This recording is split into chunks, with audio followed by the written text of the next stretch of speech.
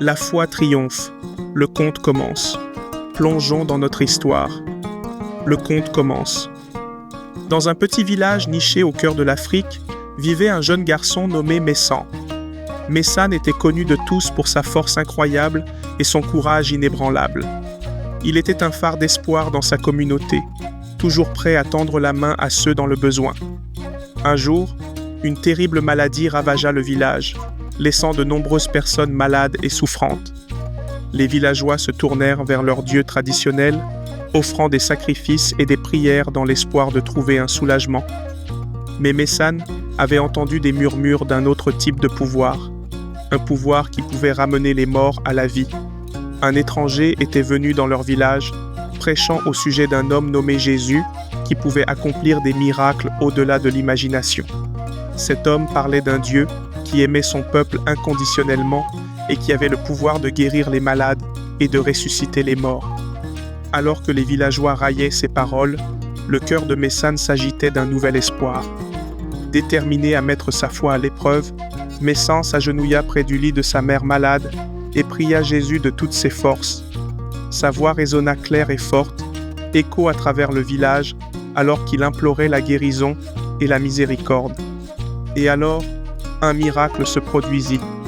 Un par un, les villageois malades commencèrent à se lever de leur lit, leur force leur revenant comme par magie. La maladie qui les avait tourmentés depuis si longtemps avait disparu, ne laissant derrière elle qu'un sentiment d'émerveillement et de crainte. Les villageois regardèrent Messan avec un respect renouvelé, se demandant devant la puissance de sa foi. Mais tout le monde n'était pas heureux de ce revirement. Fadjar, le chef du village, était rempli de jalousie et de colère à la vue des actes miraculeux de Messan. Il voyait son propre pouvoir décliner face à cette nouvelle foi et résolut d'y mettre fin une fois pour toutes. Fadjar élabora un plan astucieux pour tromper les villageois et les retourner contre Messan. Il s'associa à Saka, un homme rusé et trompeur, connu pour sa langue d'argent et son esprit vif. Ensemble, ils répandirent des rumeurs et des mensonges sur Messan, le dépeignant comme un charlatan et un fraudeur.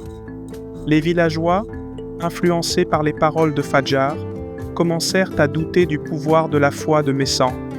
Ils lui tournèrent le dos, refusant de croire aux miracles qui leur avaient autrefois apporté tant d'espoir et de joie.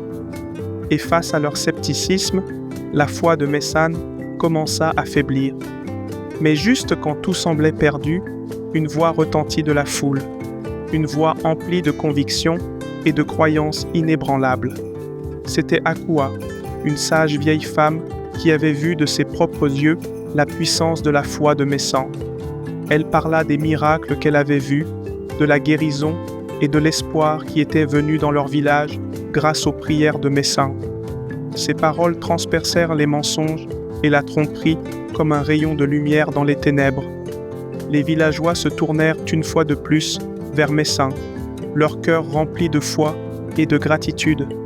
Et en cet instant, la vraie puissance de la foi fut révélée, une puissance qui pouvait conquérir même les doutes et les peurs les plus sombres. Et ainsi, chers auditeurs, souvenons-nous de l'histoire de Messan et des miracles de la foi qui ont sauvé son village.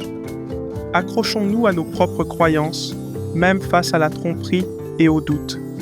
Car en fin de compte, c'est la foi qui nous guidera à travers les moments les plus sombres et nous conduira vers la lumière. C'est sous l'arbre de vie où les histoires de foi et de miracles sont tissées dans la trame de nos vies. Rejoignez-nous à nouveau la prochaine fois, alors que nous nous rassemblons une fois de plus sous les branches de l'arbre, partageant des contes d'espoir et d'inspiration. Jusqu'alors, que la puissance de la foi éclaire toujours votre chemin. Ce conte s'inspire de l'Évangile selon Jean, chapitre 11, verset 25. Jésus lui dit : « Je suis la résurrection et la vie. Celui qui croit en moi vivra, quand même il serait mort. » Et ainsi, chers amis, si cette histoire vous a touché, partagez vos pensées, continuez le récit dans les commentaires ci-dessous. Si cette histoire vous a ému, faites-le savoir aux autres.